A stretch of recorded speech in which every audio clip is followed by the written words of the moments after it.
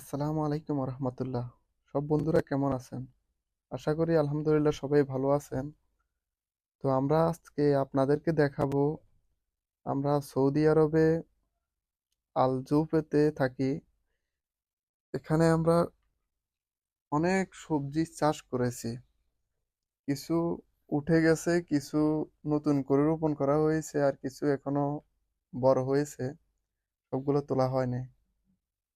ওইটাই দেখেন, এখানে পেঁয়াজ চাষ করা হয়েছে, রসুন চাষ করা হয়েছে, এখানে ঢেঁড়স চাষ করা হয়েছে। ঢেঁড়স এখনো বড় হয় নাই, হবে ইনশাল্লাহ।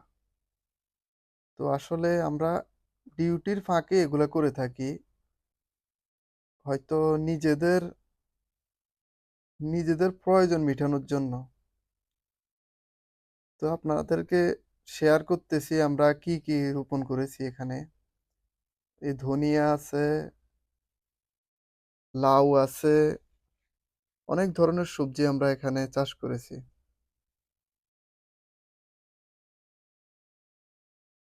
লাউগুলো মাশাআল্লাহ, লাউ গাছগুলা বড় হইতেছে।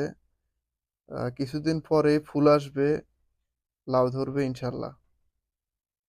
তো দেখেন, এগুলা চাষ করার মূল উদ্দেশ্য হলো আসলে নিজে হাতে রোপণ করে সবজি খাওয়ার মজাই আলাদা। আসলে আমরা তো কৃষকের ছেলে, আমরা দেশেও এগুলা করে অভ্যেস আছে। এই জন্য আমরা এখানেও চাষ করেছি। আলহামদুলিল্লাহ, আল্লাহর রহমতে অনেক ভালোই লাগে। আর এখানে সবজিও সৌদিতে অনেক ভালো হয়।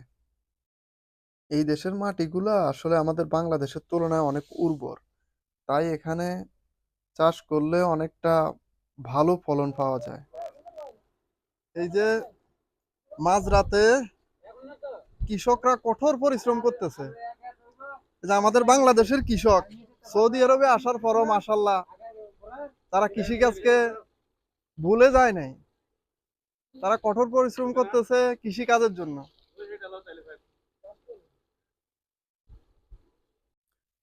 তো ভিডিওটা কেমন হলো সবাই কমেন্ট করে জানাবেন।